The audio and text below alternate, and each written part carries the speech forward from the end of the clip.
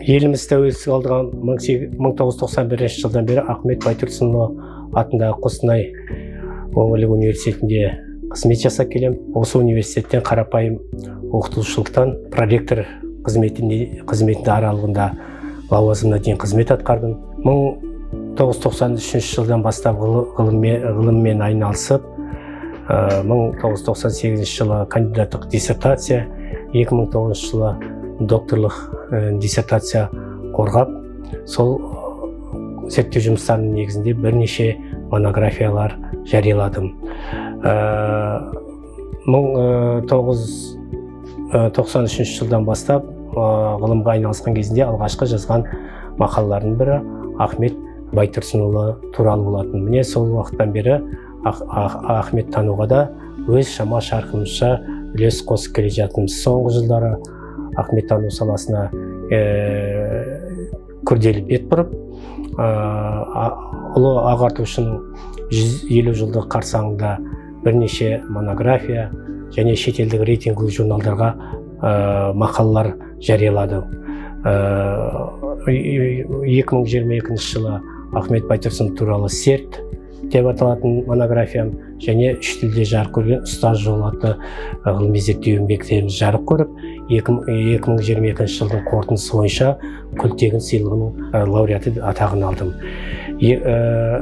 2023 жылы сол жұмыстарымызды ары қарай жалғастырып, жыл қорытындысы бойынша үздік ғылыми қызметкер деген байқаудың жеңімпазы атанып, республика бойынша 50 ғалымның қатарына енген жайымыз бар. Осының барлығы ғылыми ізденістер және тынбай жұмыс іздеу мақсатында негізінде жүзеге асты деп санаймын. 2009 жылы докторлық қазақ хандығы туралы аңыздар деген тақырыпта докторлық диссертация қорғадым. Сол диссертацияның негізінде бірнеше монографиялар жаздым. Кезінде біздің жариялаған монографиямыз гуманитарлық ғылымдар саласындағы ғалымдардың ілтипатына ие болды. Көптеген келелі мәселелерді көтердік. Әсіресе қазақ фольклорындағы тарихи тұлғаларды тану, тарихи тұлғалардың образын жасау деген мәселелерге арнайы біздің зерттеулерімізде көңіл бөлінді.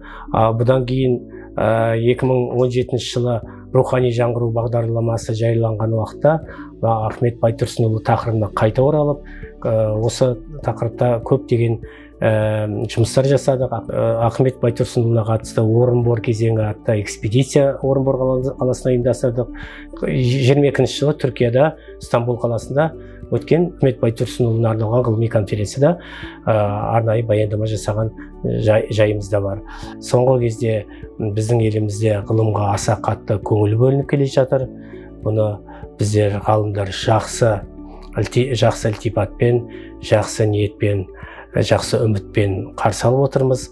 Әлде де атқарар жұмыстар шаш етектен деп есептеймін.